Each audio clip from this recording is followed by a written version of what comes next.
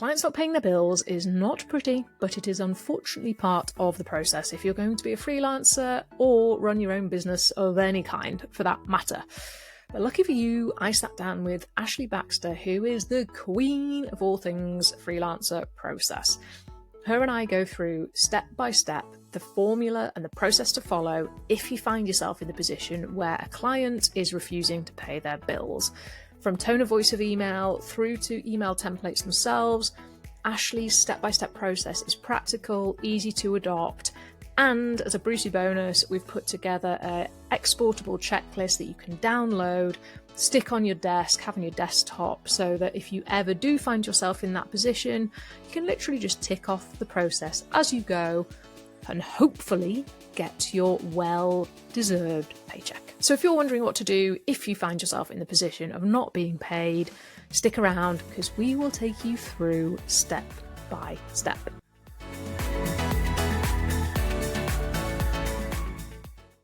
Good morning, Ashley, and welcome back to The Action Effect. Great to have you.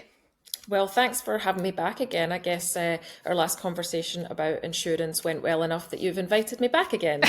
Yeah, it did. And you managed to make a boring subject that interesting. That was super keen to get you back for another boring and slightly unpleasant conversation, but one that we all need to have as freelancers and business owners, and that is late or non-payment. So with that in mind, because you are an amazing expert in those kind of things, I'd love for you to take us through the process of what freelancers can do when that happens. And unfortunately, I'm going to say the inevitable happens because it kind of is inevitable in our world, I think, as freelancers.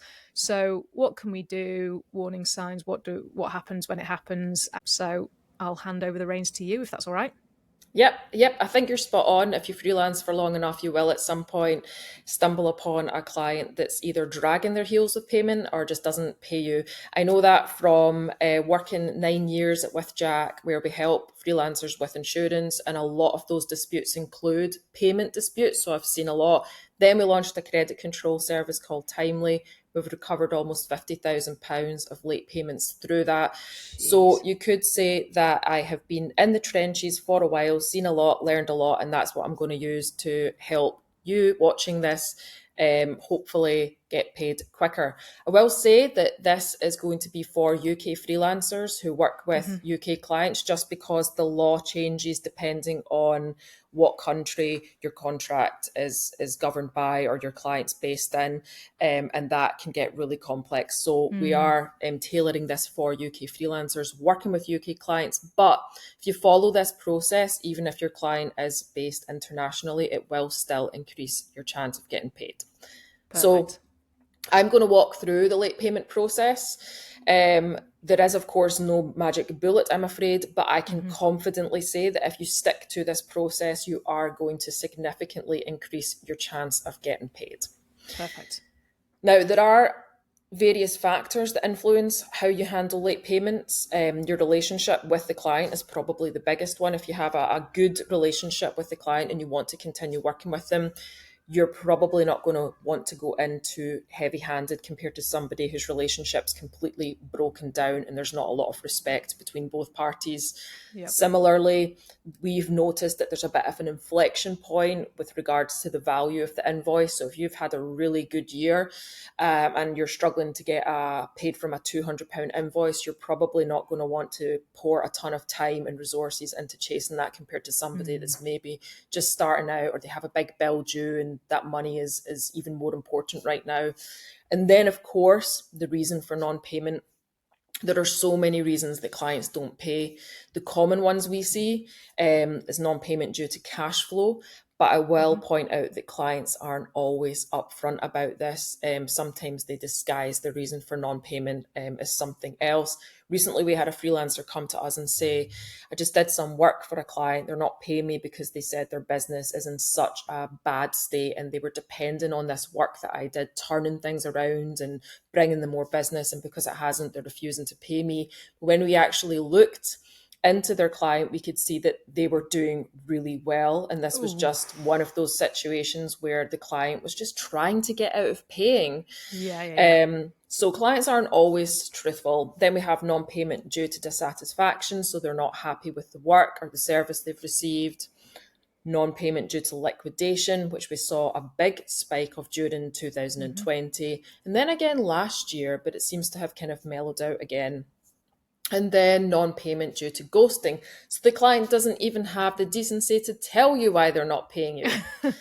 So all of these variables can affect how you approach non-payment. So we can't get super specific for everybody's exact circumstances, but overall, the general process doesn't change. I will just try to highlight based on these factors where you might want to consider other things.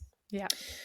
Okay, so before we do anything, and I'm in an ideal world, before we even onboard a client, we would ideally do a credit check on them, because this can immediately flag any issues that you might have down the line with payment.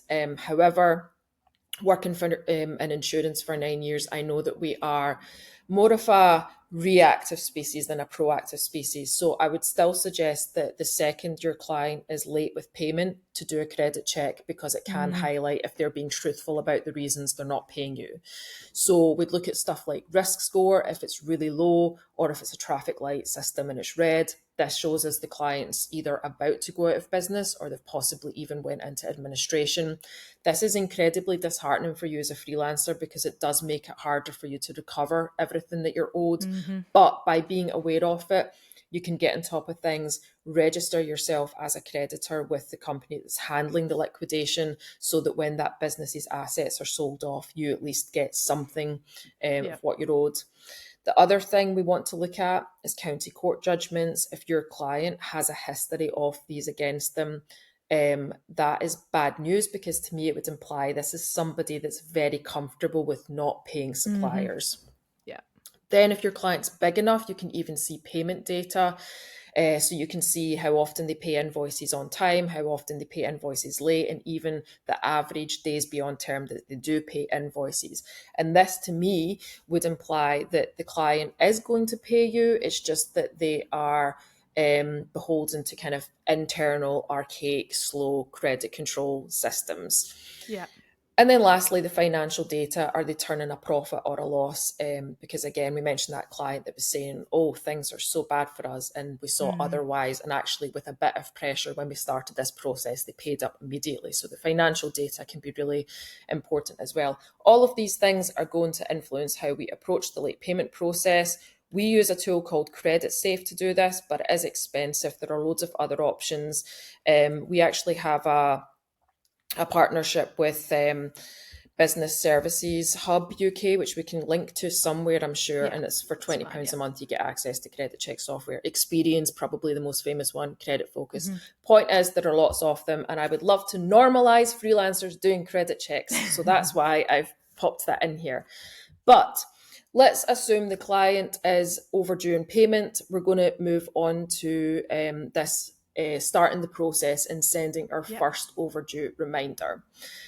So whenever a freelancer comes to us and says, client isn't paying me, we always ask for the context around why that is. Sometimes there is no context, and also what they've tried so far. And a lot of freelancers will say, well, I've been sending automated reminders via Xero or whatever accountancy software that you use.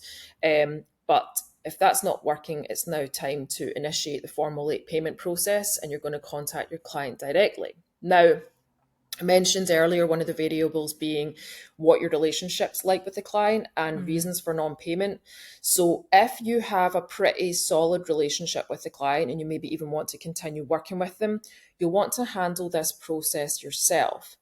If your relationship with the client is fractured and there's not a lot of respect between both parties, or if the client's ghosting you, you're going to see more of a success if you outsource this to a third party to handle on your behalf. Because the second a third party gets involved, those types of clients tend to pay attention.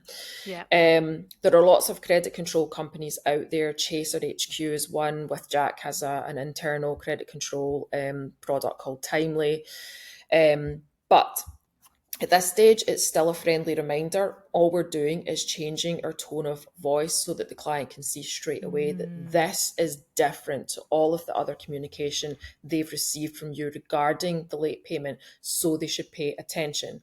Now, I'm going to walk through what this reminder says, but don't worry about frantically scrolling everything down, because these templates are widely available through your legal expenses insurance, your IPSI membership, Federation of Small Businesses membership. Loads of places have these templates.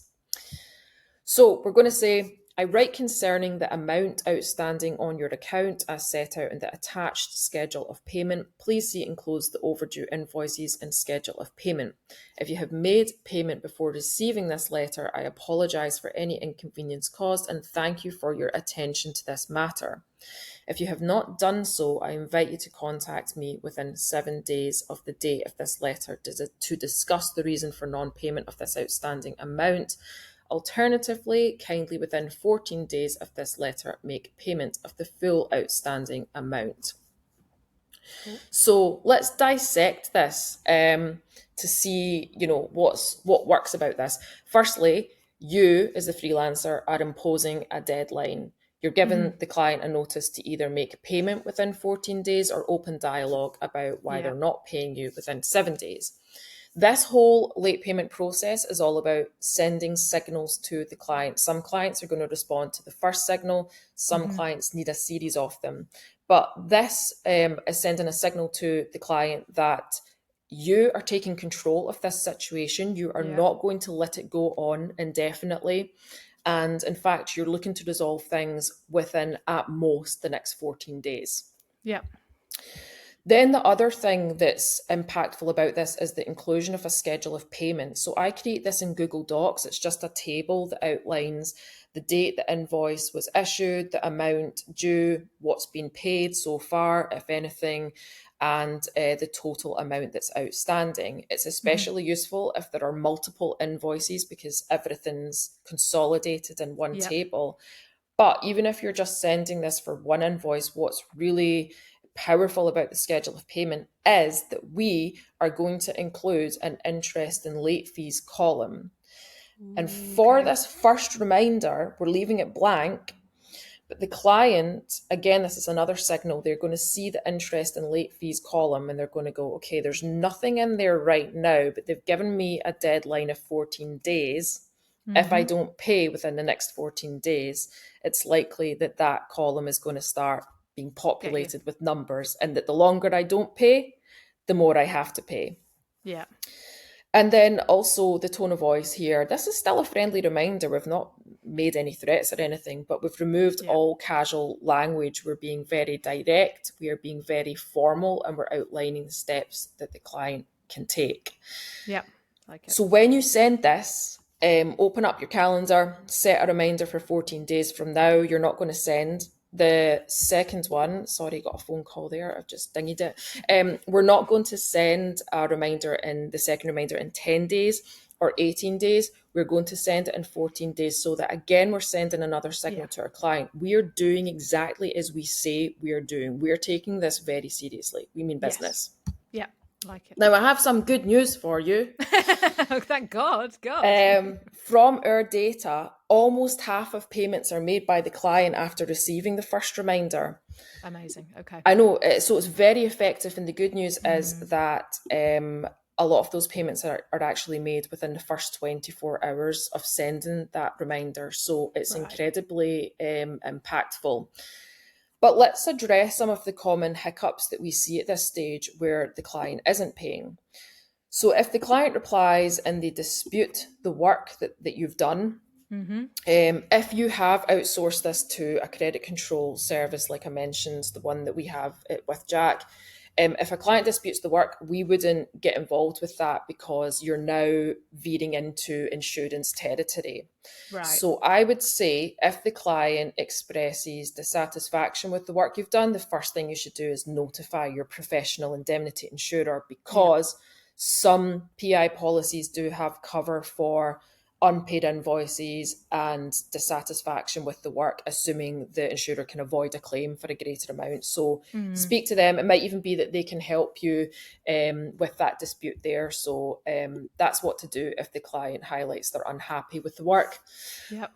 Or if the client notifies you at this stage that they're actually going out of business, they've gone into administration, ask them who's handling that and get yourself registered as a creditor. We have seen it far too often where Freelancer comes to us and says, I've got this letter from the liquidator. I've opened it a bit too late and it looks like I've missed the window of opportunity to register myself. What else can I do? And the answer is nothing. If your client's going out of business, you need to find out who's handling that. And that's publicly available information. If your client isn't giving you it, Companies House will have it. The credit check software will tell you. Get yourself registered as a creditor so that when they are selling off the business assets, you're on the list of people that is owed some of that money. Yeah.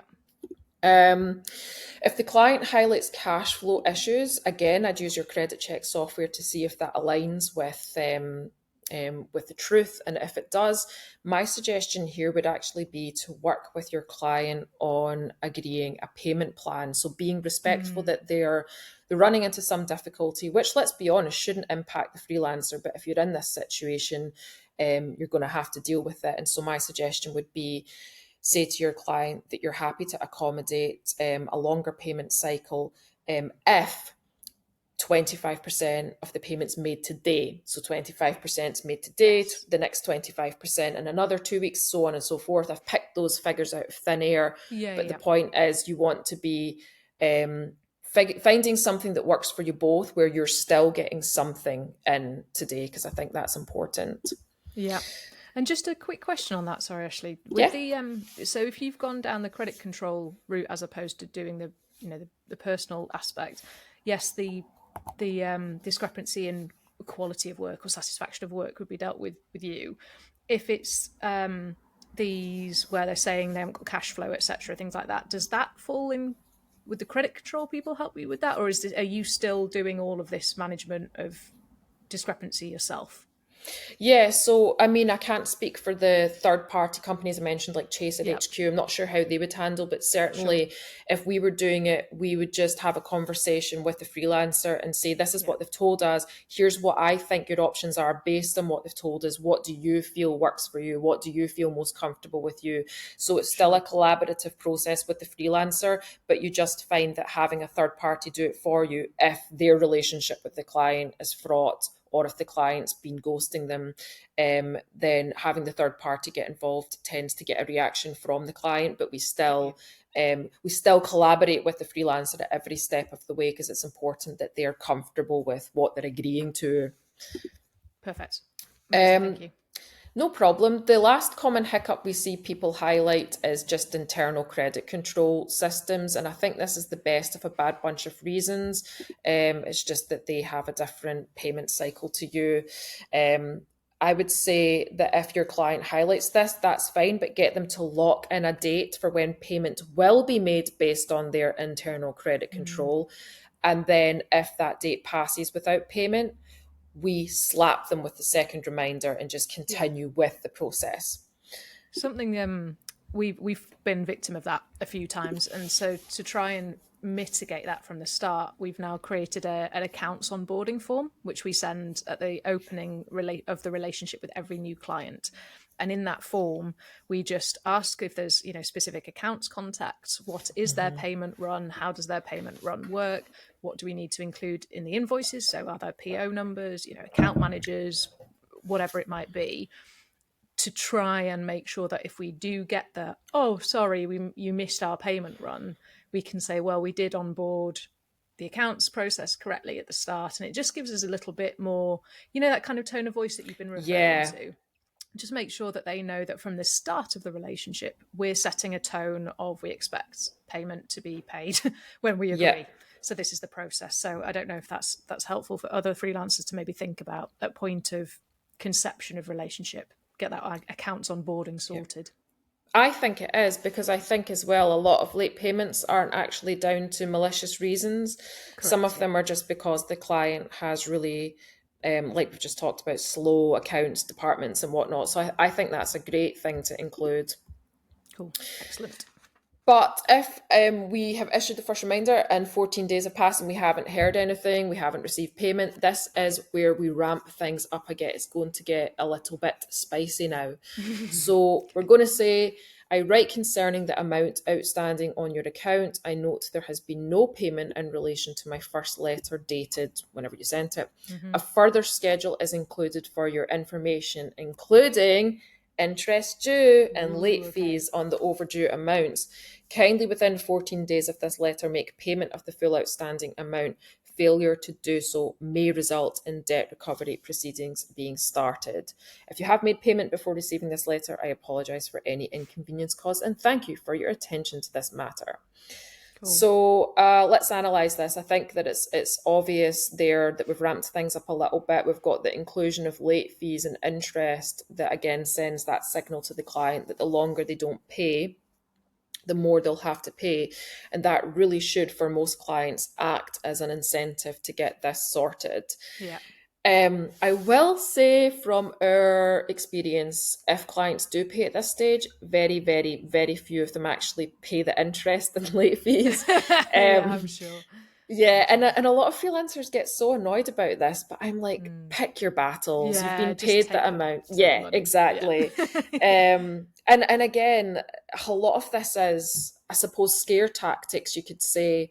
And so the inclusion of this, whilst you're legally allowed to charge that and try to recover it, it's really just another thing to get your client to pay attention. So if they have paid the invoice, great, move on. Yeah.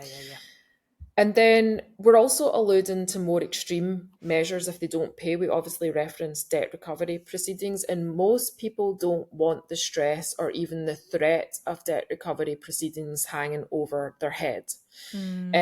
So by bringing in this other deadline, another 14 days, the client knows they have something to work towards. If they don't pay this within the next 14 days, then they have that additional stress of the looming threat of debt recovery proceedings hanging over their head.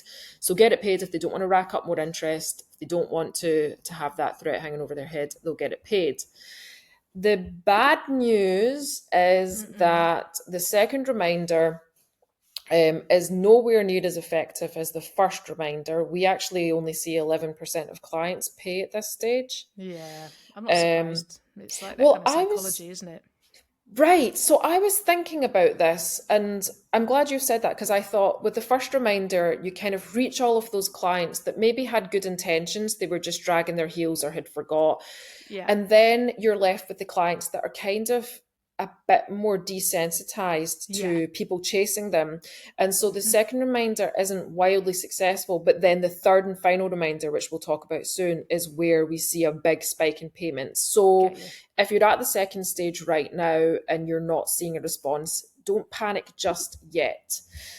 On the subject of the late fees and interest, don't pick these figures out of thin air. You can find out what you're legally allowed to charge on the gov.uk website.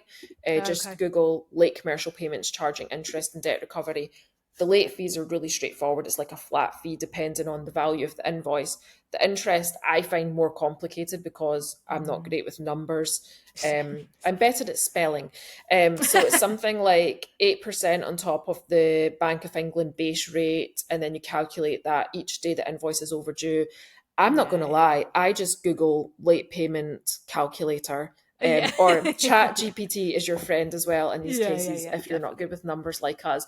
But before you do that, check your contract or check the contract that you signed, because some freelancers include a clause in their contract that actually overrules what's on the gov.uk website. They'll say like, I'm going to charge X amount of interest. So you'll want to make sure that if your contract doesn't say anything, then you want to go by the gov.uk website. Got you. Yep. Then we're going to set another reminder for 14 days. And if the client doesn't pay within that, then we are going to issue the third and final reminder, which you've probably heard of. It's commonly known as the letter before action. Yeah. The LBA, isn't it? Yeah. Yeah. So what I do with this is I email it, but I also send a physical copy by post. and I make a note of that in my email. I say at the top of the email, a copy of this has been issued by post. And again, this whole process is all about sending signals to our client and hoping that there's one of these signals that they respond to. Yeah. And with some clients, it just takes a collection of them before they get a reaction. So I just think sending something physically by post is yet another signal, like, I'm not going away, Yeah. take this seriously. Now, if you're sending this to a business, so a limited company or a sole trader, you'll send a letter before action. If it's an individual that owes you money, then you'll send a debt pre-action protocol letter. And I was thinking, when I was creating the content for this, I was like, well, I think most of your clients would be B2B, so it would be the letter before action. And I was thinking, when would it be an individual? But I thought, when I was a freelance wedding photographer, it was all individuals that I worked with. So I suppose there are instances where it would be debt pre-action protocol letter, albeit the contents of both of these are incredibly similar. So I'm just going to read out the letter before action so that we can dissect this. I refer to my previous communication concerning your outstanding account. My records show the payment remains outstanding as it has not been possible to resolve this matter and it's apparent that court action may be necessary. I write in compliance with the practice direction on pre-action conduct. Please see the attached schedule of payment of sums outstanding. I have to advise you that unless payment of the sums due are received within 30 days of the date of this letter, I will have no option other than to commence court proceedings to recover this sum. I will also be seeking to recover interest at the statutory rate of 8% on this sum, together with any court fees and expenses incurred. This action will include applicable fees due under the law on late payments, as well as claim for interest from the due date of the invoices, court fees and recovery costs. Where appropriate, interest, compensation and further costs under the Late Payment of Commercial Debts Act will be claimed. If I do not hear from you within this timeframe, legal proceedings may be commenced without further correspondence. Please note, if a judgment is subsequently made against you, it's likely to affect your credit rating. So I think there are a few things in here that should get your clients' attention, because now we're not just looking at the value of the invoice and the interest, but we're highlighting that whatever costs that we're going to incur from going through this process, the client is going to be liable for those. So it's in their interest to pay now to avoid those additional costs. And we've also mentioned that if we go down this route of court proceedings, then they are going to have a black mark against their name. And this can be damning for some businesses, especially those that take out loans or, enter into partnerships with other businesses. Having a county court judgment against your name is never a good look for anybody. And what we find about the letter before action is that almost a quarter of people do pay at this stage. So that is a lot. It's much more effective than the second reminder, and I'll talk about reasons soon about why your client might not pay, mistakes that we've seen other freelancers make that you can avoid. But once you issue this, you'll want to set a reminder in your calendar for 30 days. Once that 30 days is up, it's really up to you to decide how far you want to take things. And this ties back into those variables we talked about at the start. What's the value of the invoice? Is it like make or break for you? There's so many things can influence how you want to proceed at this stage. But I think the most common question we get from freelancers before we send this is, well, am I committing to court proceedings once I send this? Because that's quite scary, but that's the point of this letter before action, is that it scares the client into paying. No, you don't. You're not committing to anything. And if you do decide to take things to the next step, to the next stage, then there are fortunately a lot of online avenues that you can use depending on where you're based. So I think you'll be familiar with Money Claim Online. If you're in England or Wales, you can file that online. In Scotland, it's called Civil Online. And then Northern Ireland, it's Northern Ireland Courts and Tribunal Service. They have one online as well. So you could fill that out if you wanted to. However, we have so many other options depending on all of the variables we discussed at the start. So I'm going to run through these right now. So we've talked about these late payment reminders, which you can get access to through your legal expenses insurer or IPSE or so many other places. They're readily available online. If you're just looking for something light touch because you have a pretty decent relationship with your client, send them yourself. If your client is ghosting you or you don't have a great relationship with them, consider outsourcing it to a credit control service. We have a 77% success rate, so it does get a lot of response from clients. If you decide to take things a little bit further without yet going through those court proceedings we've just mentioned, you could turn to your debt recovery service that's included with your legal expenses insurance. And what they do is they bring a solicitor into the fold, and the solicitor pursues your client on your behalf. And usually you'll find that because it's the solicitor that's got involved, the client pays attention. And even if they don't pay you, once the solicitor contacts them, they'll even issue the whole court proceedings on your behalf. However, I will say we've been selling that product for 7 years. We've never seen it reach that stage because people tend to pay when a solicitor gets involved. But there is some caveats around that cover being accepted as a valid claim, like there needs to be a 50% or greater chance of recovery and stuff. Then you have your more, I don't know why freelancers turn their nose up at this, but you have the more traditional debt recovery firms. Redwood Collections is one that a lot of our customers have used with success, and they'll even go after international debt. So they're good for that. If you are working with a client outside of the UK and you're finding that it's, a bit of a minefield navigating it, then consider a debt recovery firm like Redwood, and they'll have so many tips and tricks up their sleeves that, even we don't know about. If you are just looking to understand your rights a bit more, just want a bit of reassurance or guidance on what to do, consider using your legal advice helpline that you get through your insurance, or again, I think IPSE have that as part of their membership. And then if you still don't want to go through the small claims court process by initiating that online, you can also consider mediation.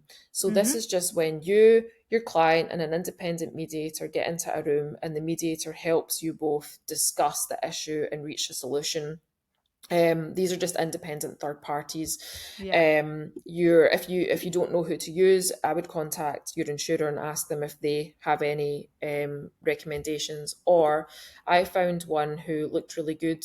His website is aboon.org, and if you actually go to his Who I Am page, I think he looks a lot like Anthony Hopkins. I'll be interested to see if anybody agrees with me on that.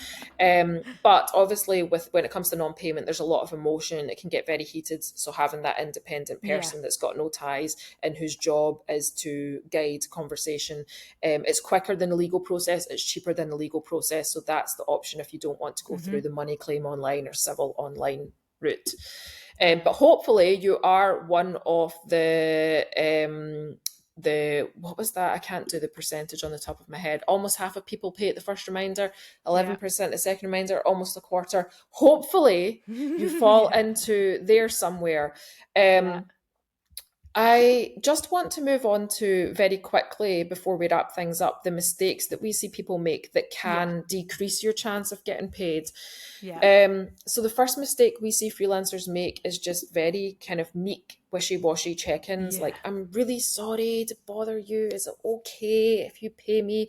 Because if you think about it, if your client has various suppliers that they haven't paid, and they've got people going, I'm really sorry, is it, sorry to bother you, compared to somebody that's actually initiated this process, who do you think they're going to pay first? Yeah, I agree. So avoid the once we start this process, we really want to kind of stick to the strong messaging instead of the kind of meek wishy-washy stuff. We've also had issues with freelancers engaging in extracurricular activities alongside this. So even once they start the late payment process, they also maybe start calling out their client on social media or harassing their client on LinkedIn posts, like commenting things like, hey, you haven't paid me yet. I mean, as an insurance broker, that freaks me out from a kind of claims of libel and slander side of things. But Yeah. even beyond that, I just think it completely undermines the late payment process that you should be Yeah. sticking to. And when we looked at our data of the ones where we weren't successful in recovering money or where we abandoned the process, it was overwhelmingly because the freelancer had been getting involved in these kind of excessive measures and doing things that detracted from the late payment process. So Mm. once you begin it, I would say you should commit to it until the very end. Yeah. And then, if it still hasn't worked, by all means, consider your alternative methods. Yeah. But I Yeah. think you just have to remember that what we've just talked about there is that very few people pay at the second reminder. Most pay upon the first Yeah. reminder. Very few people pay the second one, but almost a quarter pay at the third. So if you're at that second reminder and starting to panic a bit and thinking, should I just go on and name and shame them on social media? Yeah. Stick it out, commit till the Yeah. very Yeah. Yeah. end.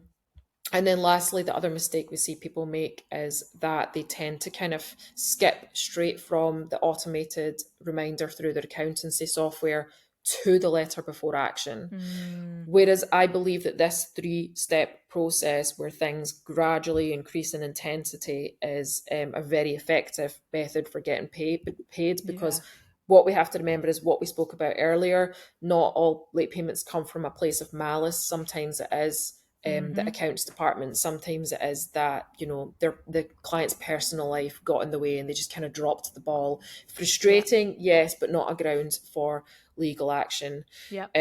So hopefully by following this process, well, not hopefully, I'm very confident because we live it and breathe it and see Yeah. it Yeah. time Yeah. and time again. It is very effective in helping you get paid.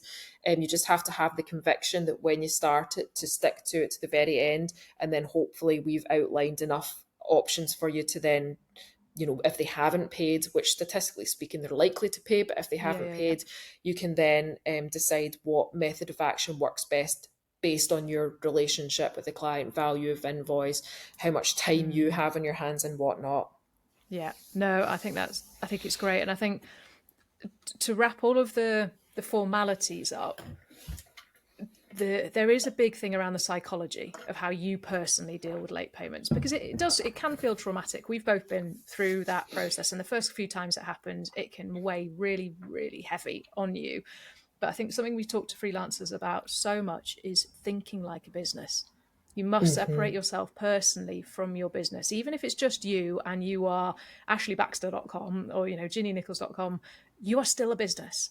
So turn your biggest worries into everyday business decisions. And as soon Mm-hmm. as you manage to do that, and speaking from personal experience, the weight does drop.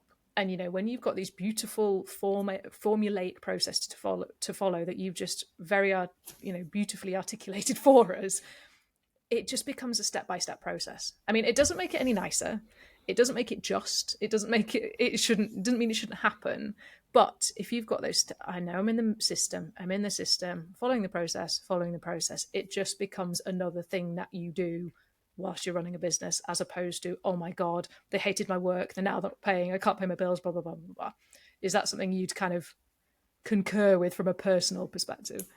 Yeah, absolutely. And that's why I think that even when we see how effective that first reminder is, that doesn't even make any threats, it's just that complete shift in tone of voice Yeah, I that captures 100% the agree. client's attention. Because I think a lot of us are guilty of, I mean, I do it as well with the freelancers I work with. We have great relationships because Mm, you're working alongside them. But sometimes that can, for some clients, blur the lines. It can muddy the yeah, lines a little bit. So again, that's why I think that first reminder is so effective, is just that shift in how we're speaking to our clients. yeah, And I think I mentioned it as well, just having conviction behind it when you yeah. start this. Yeah, you absolutely do need to treat it like a business, even if you are a sole trader working from a desk in your house like I am right now. Yeah, yeah, It's just about doing what you can to get the client to take you a bit more seriously, which is yeah, very an unfortunate thing to say, but in my experience, some clients do try to take advantage of the fact that they're working with freelancers, one-person businesses that they're Yeah. hoping don't understand their rights or don't have a lot of the confidence and conviction to go after them. Yeah, no, 100%. And I think even just having those templates in a file just demonstrates to a client that you are managing yourself as a business. It's Yeah. just how we operate. So, and even a smaller thing as having an accounts app email. As soon as Yeah. I introduced that as a freelancer, it helps me psychologically separate from accounts as well. Because if Yeah, that's a everything was great just coming tip. from accounts. Yeah, I think that's a great tip then. So you just have your custom domain and then accounts at as the Yeah, email address that then sends the late payment templates. I yeah. think that's a great tactic as well. Just it's so much easier. And if you've got a bookkeeper who does help you or accountant or whatever, just even having them, send those, part of their monthly tasks is emailing out reminders if there are any. I mean, that's an extreme. You don't have to go to that level of extreme. You can still do it yourself from your own accounts email, but just having those two flows of this is my business and project management email, this is accounts, just keeps it separate and helps the mentality, I think, of running like a business again. I think that's a really good point as well, actually, because I talked about outsourcing it to credit control companies. Your accountant, if they offer that service, Yeah. that's effectively a credit control company as well, just under a slightly different guise. So I think that's a good point as well. Definitely. Excellent. Well, thank you so much for that. It is, as we said, an unfortunate topic that we have to cover in freelancing, but it's one that happens. So, and that's another thing we talk to freelancers a lot about is don't think it's just you. This is just what running a Yeah. business is all about. So the Yeah. sooner you could hit these things head on, the better. And then you're much more well equipped for when it happens again, which it will do. Yeah, and don't take it personally. In our Yeah. experience, some clients, it's usually the client's problem, not the Yeah. freelancer. Exactly. Well, thank you so much, Ashley. All of the resources you've mentioned have been amazing. So I'll make sure that we link to them underneath. Ashley and I are going to put together a checklist as well for this process. So don't worry about, as Ashley said, scrolling a squillion different notes. We'll have a checklist that you can follow. And any questions, reach out to us. But as we both say, don't take it personally. It will happen to you, probably more than once, but there's plenty of ways to deal with it if it does.